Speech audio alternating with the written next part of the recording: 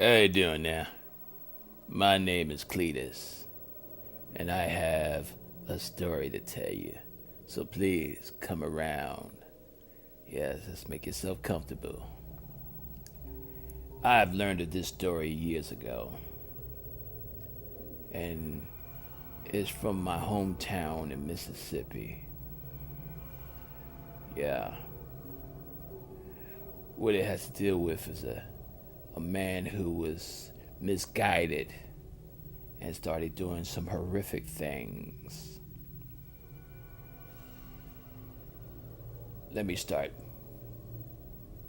There was a man living a carefree life. You know, he did odd jobs around town. And he had an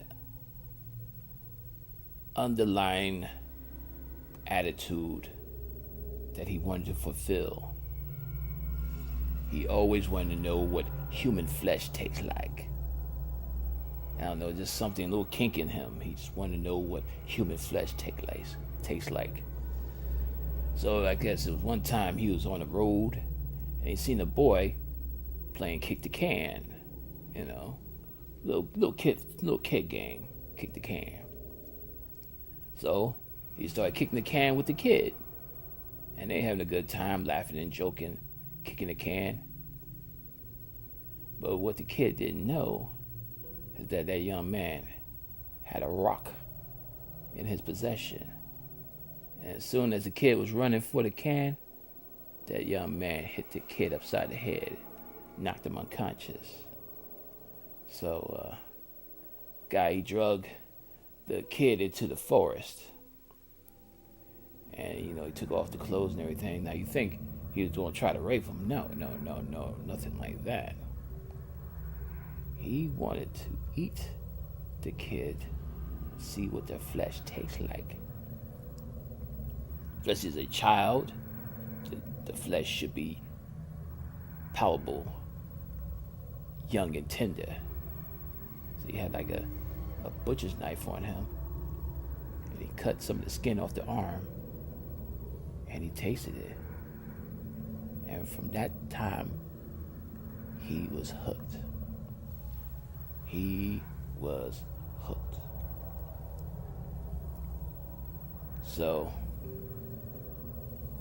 it was a series of missing children around town, and people were just worrying about their kids going out. This man was stealing kids. Now, he didn't just take pieces of meat off them. No, he started chopping them up, boiling them, cooking them, making stews and all that good stuff. Now, his appetite for human flesh became almost overpowering, overwhelming. And he had a small farm. And he started doing recipes with the human flesh. Now, he had a process on how he started to prepare the bodies. Of course, they're clean shaven, no hair whatsoever on their bodies. That's why he liked children.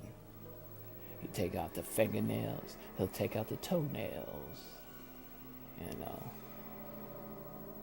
He'll take out the intestines and the stomachs.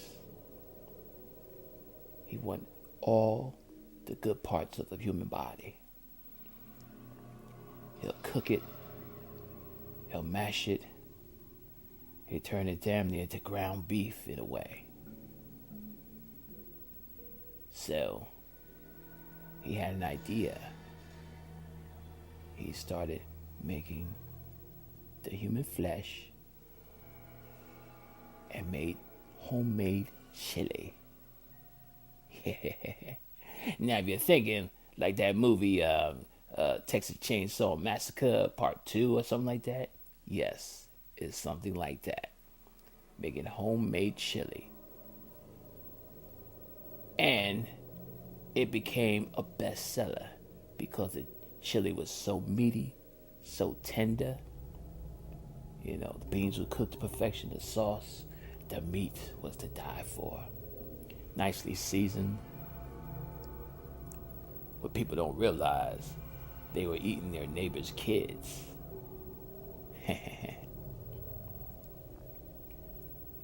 And it went on for years, about a couple of years.